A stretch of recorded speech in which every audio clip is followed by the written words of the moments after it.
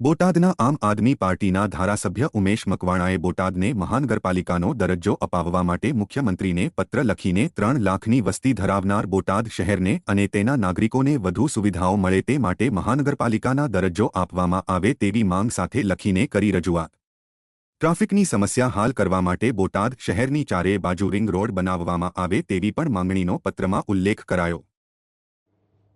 હાલ ગુજરાત રાજ્ય સરકાર દ્વારા 9 જેટલી નગરપાલિકાઓને મહાનગરપાલિકાનો દરજ્જો આપવાની રાજ્ય સરકાર દ્વારા ટૂંક જ સમયમાં જાહેરાત થવા જઈ રહી છે। ત્યારે આજે મેં માનનીય મુખ્યમંત્રી ભૂપેન્દ્રભાઈ પટેલને લેખિત આજે પત્ર લખ્યો છે કે મારો મત વિસ્તાર બોટાદ શહેર નગરપાલિકા જે છે એ પ્લસ ગ્રેડની નગરપાલિકા છે।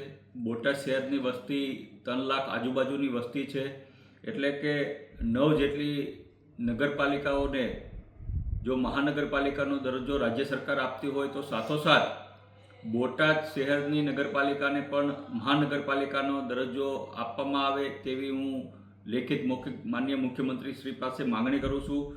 એ એટલા માટે કે બોટાદ શહેર જે છે એ આમ જોવી તો ખૂબ જ વિકસિત શહેર છે અને એને વિવિધ લોકોની સુવિધાઓ મળી રહે તેના માટે મહાનગરપાલિકાનો દરજ્જો આપવો ખૂબ જ જરૂરી છે। એટલે કે આજે માનનીય મુખ્યમંત્રીશ્રીને લેખિત આજે પત્ર લખીને માંગણી કરું છું। સાથોસાથ એ પણ માંગણી કરું છું કે બોટાદમાં ટ્રાફિકનો પ્રશ્ન ખૂબ જ વિકટ છે, તો સાથોસાથ માનનીય મુખ્યમંત્રીશ્રી ટૂંક જ સમયમાં બોટાદ શહેર ફરતે રિંગ રોડની પણ એક માંગણી અમારી વર્ષો જૂની છે એ પણ કરી આપે તેવી આજે લેખિત એક માંગણી કરું છું।